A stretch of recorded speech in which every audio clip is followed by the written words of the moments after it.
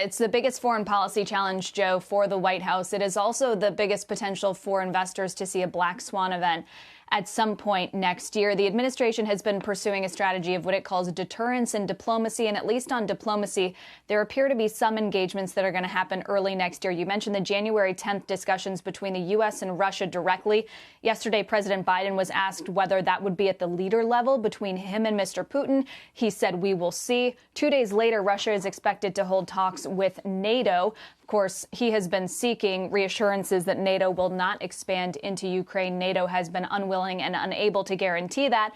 And then the following day, the Permanent Council of the Organization for Security and Cooperation in Europe, which has on-the-ground monitors in Ukraine, they are going to be talking as well. So really, all of this concerns the buildup of Russian troops on the border of Ukraine, this brinksmanship by Vladimir Putin, and the possibility of an invasion, which the administration still does not know whether Putin will actually proceed with. I asked National Security Advisor Jake Sullivan the week before Christmas whether they have a clearer assessment, and he said no. But I also asked the former NATO Supreme Allied Commander, Admiral James Stavridis, that same question about whether Putin would invade, and here's how he handicapped that to me. The Biden administration will be deeply concerned about Vladimir Putin. He'll continue to be a difficult interlocutor, and I think the chances of an actual invasion of Ukraine are about 1 in 5, which is unacceptably high. 1 in 5. So that is, not a majority percentage, but as he calls it, unacceptably high. Well, when could it happen? Well, some experts suggest that perhaps as we get into winter, Russian troops who are trained in very cold weather, they could be ready then. But Stavridis puts it differently. He thinks it would happen a little bit later. Here's what he said. He's got 100,000 very unhappy troops currently parked on the Ukrainian border. I think he will take a breather. He will not make a move until after the Olympics in February.